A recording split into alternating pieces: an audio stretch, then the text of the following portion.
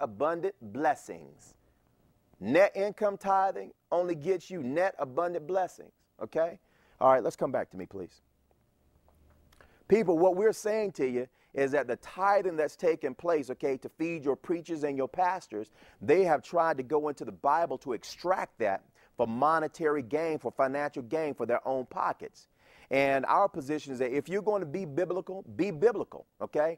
Have your congregation bring you a bunch of sheep, lamb, goats, and chickens, and rams, okay? And oil and barley and rice and wheat and so forth. But you don't want to receive that, do you?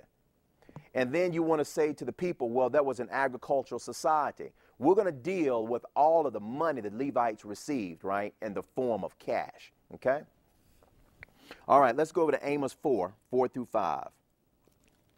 Amos 4. It's a shame.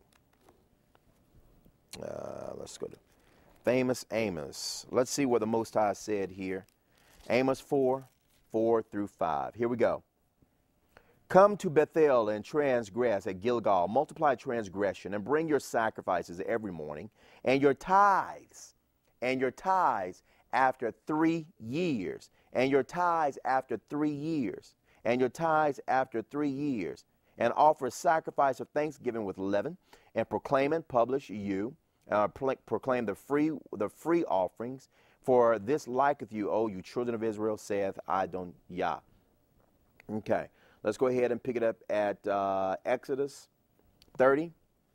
Exodus 30, let's go and look at the Levites' cash, because I have many people say to me, well, Aria, that was an agricultural society. We just converted it over into money because, you know, well, we deal with currency today and so forth. People, that is a very well orchestrated lie and deception, okay? Exodus 30. And I'll show you how the Levites got their money. You don't think that the Most High is just going to feed them to death, do you? They also received a lot of money. Exodus 30, and let's pick it up at verse 11 through 16. And Yah spoke unto Moshe, saying, when you take the sum of the children of Israel after their number, then shall they give every man a ransom for his soul unto Yah, when you numbers them, that there be no plague among them when you numbers them. And they shall give everyone that passeth among them that are numbered a half shekel after the shekel of the sanctuary. A shekel is 20 gerahs, people. This is money. A half shekel shall be the offering of Yah. Everyone that passeth among them that are numbered from 20 years old and above shall give an offering unto Yah. The rich shall not give more, and the poor shall not give less than half a shekel when they give an offering unto Yah to make an atonement for your souls. Therefore, it's called atonement monies.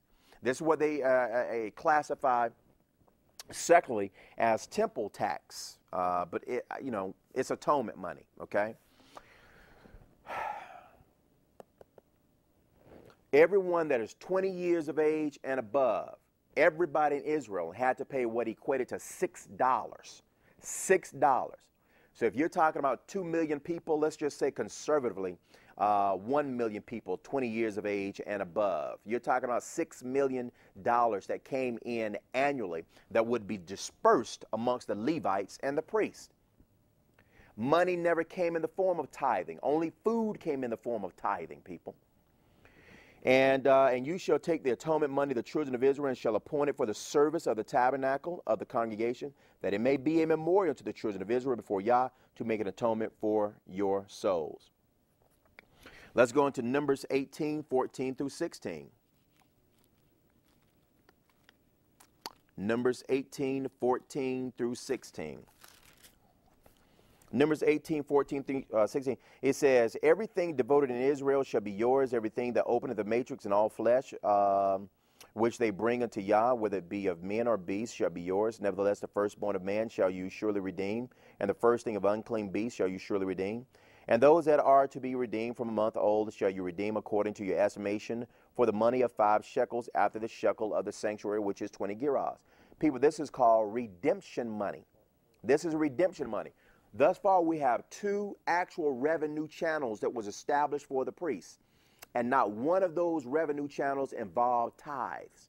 The Most High says, I'm going to give the Levites I'm going to give the priests and the Levites cities. I'm going to instruct the clothes that they should wear. I'm going to give them food, okay? And then I'm going to give them money, all right? Whenever someone, gets ready to lose a job or trying to find a job, right, the very first thing that comes out of their mouth is how I'm going to feed my family, okay? How am I going to eat, okay? I need some bread, things of that nature, all right?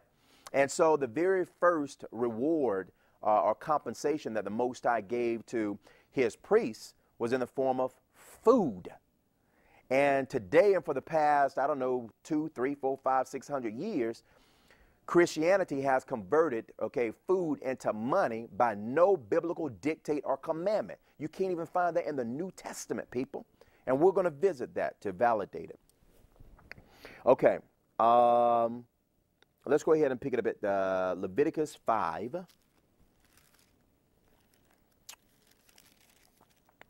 Leviticus 5 and 14. And Yah spoke unto Moshe, saying, if a soul commit a trespass and sin through ignorance in the holy things of Yah, then he shall bring for his trespass unto Yah a ram without blemish out of the flocks with the estimation, by shekels of silver after the shekel of the sanctuary for a trespass offering. So now the priest receives, let's just say conservatively, $6 million a year. Okay, $6 million a year in what they call atonement monies or temple taxes. Then you had a redemption monies, okay, X amount of monies, okay, on a weekly, bi-weekly, monthly, quarterly, annual basis. And then you have trespass monies that's also given unto the priests and the Levites. Let's see what else they have. And number 16, well, let's go to Leviticus chapter 6. Leviticus chapter 6, verse 1. And Yah spoke unto Moshe, saying, if a soul sins and commit a trespass against Yah, and lie unto his neighbor in that which was delivered to him or his fellowship, or in a thing taken away by violence, or has deceived his neighbor, or have found that which was lost, and lie concerning it, or swear falsely in any of all these that a man does, sinning therein, then it shall be, because he has sinned and is guilty, that he shall restore that which he has taken violently away, or the thing which he has deceitfully gotten, or that which was delivered to him to keep, or the lost thing which he found. I'm going to pick it up at verse 5. Or all that about which he has sworn falsely, he shall even restore it in the principal, and shall add the fifth part thereto, and give it unto him to whom it appertaineth in the day of his trespass offering. And he shall bring his trespass offering unto Yah, a ram without blemish out of the flock with your estimation, for a trespass offering unto the priest. And the priest shall make an atonement for him before Yah, and it shall be given him for anything of all that he has done in trespassing therein. Atonement monies, redemption monies, okay? You have trespass monies, okay? The free will offerings that we saw earlier, that went to the tabernacle. That went to the development and the stabilization of the temple. The priest didn't receive that money, okay? Notice what happened. Remember, Yah said, okay, the stranger that comes near shall be put to death. Let's go over to the book of Numbers, chapter 6. This is the priesthood that the Most High established before the Messiah came on the scene. And we are just as anxious as you are to see if any of these precepts changed from the Messianic or into the Messianic system. Number 16, and I'll pick it up at verse 1. Now Korah, the son of Ishar, the son of Kohath, the son of Levi, and Dathan and Abiram, the sons of Eliab, On, the son of Peleth, the sons of Reuben, took men, and they rose up before Moshe with certain of the children of Israel, 250 princes of the assembly, famous in the congregation, men of renown. And they gathered themselves together against Moses and against Aaron, and said unto them, you take too much upon you, seeing all the congregation are holy, every one of them, and Yah is among them. Wherefore then lift you up yourselves above the congregation of Yah. And when Moshe heard it, he fell upon his face, because he knows what's about to take place. You got people who are not priests sticking their hands. They want to stick their hands in priestly functions now. Notice what Moses says in verse 8. And Moses said unto Korah, hear I pray you, you sons of Levi. Seemeth it but a small thing unto you that the Elohim of Israel has separated you from the congregation of Israel? I mean, Yah took you from all of these people.